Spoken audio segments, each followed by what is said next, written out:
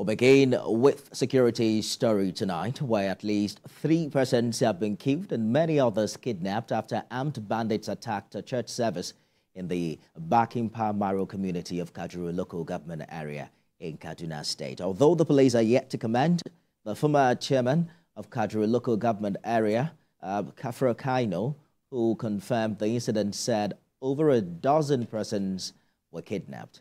He said that the terrorists who arrived around 10 a.m. in large numbers targeted an Equa and Catholic church. Among those abducted is Bernard Kajuru, a pastor from one of the churches.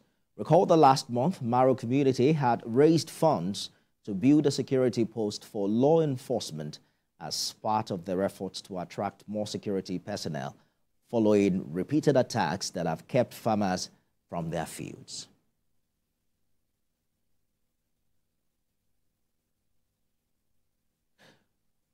Well, let's get more updates on this story from our chairman, Kajuru local government area, Kafra Kaino, joins me on the news tonight.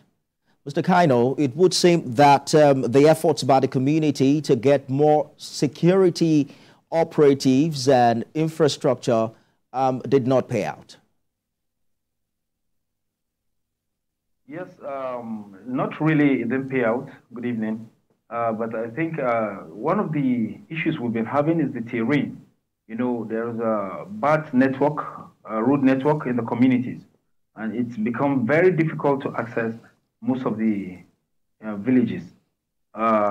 People have done their best, even though we're in the finishing final stages of the building, setting up the structure, but military presence are already in the community, and they're there 24/7. But you know, it's the rainy season and the roads are very, very bad. I think Bakimpa is some kilometers away from where the army is stationed, the unit is stationed in Maro community. And that has become a very, very big issue for us. I hear the terrain, considering this latest attack, 3 persons were killed, the kidnapping of a pastor, among others. Talk to us about the kind of support systems and initiatives that this community have enjoyed in time past. Sorry, are you with me? Yes, I can hear you. Okay, another issue why the military has not been able to give a prompt response is also the unavailability of network. It's very difficult to communicate with the communities because we are also experiencing telecom masts. We don't have any telecom masts around the community. You know, it comes fluctuates. You have to be stationed at a particular spot to be able to make calls or communicate with the people from other ends or other villages. So before we got notice or before we heard of the attack, it was already late. In fact, it took a little time, some hours, before we were able to know what was happening in the communities. So these are some of the issues we've been facing in the community. How has the community dealt with kidnapping of this kind in the past? Do you think that there is hope that those kidnapped will be released? Well, they can't be released just like that. I think mostly the easiest thing we get is maybe a kind of low ransom. You know, ransom are very, very expensive. And I think the biggest issue with that very same community is that the bandits have always tried to see how the community can compromise security. That is by, you know, collaborating, informing them, and then supplying logistics for them. But the community have resisted that for a very long time. And that's why the attacks has been, you know, on and on and always.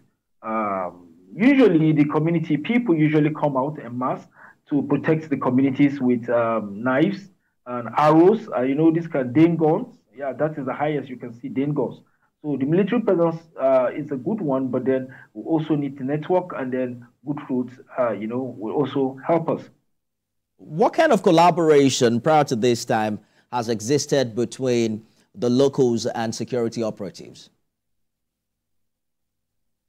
We've had our own challenges, to be very honest. We have our own challenges in that you have some people, members of the community, that have compromised the security. And then we've been dealing with that, and the military has been doing a lot. You know, we've been having a lot of support in that by fishing out through intelligence, fishing out some people that have compromised the security. One thing noteworthy is that Maro community, it's very, very close to most of the most notorious camps in the Northwest, especially in Kaduna State. I've talked about million hectares of unused, ungoverned space, and that has given the bandits kind of leverage to site their camps along those places. A few kilometers from the villages, you find the bandit camps all along, and that has been a very big issue for us. So, sighting the military strike force around there is supposed to be a big boost for us because it's supposed to. In fact, there are people that have been abducted from Abuja that were brought to camps around there. When they release them, we usually see them come into the communities trying to find their way out, and sometimes ransom also comes through these communities. And that's why the presence of the military is very important for us. Very, very important. Former Chairman Kajuru, we need more to be done on that. Local government area, Kafra Kaino, thank you for talking to us on the news this hour. Thank you very much. Thank you very much.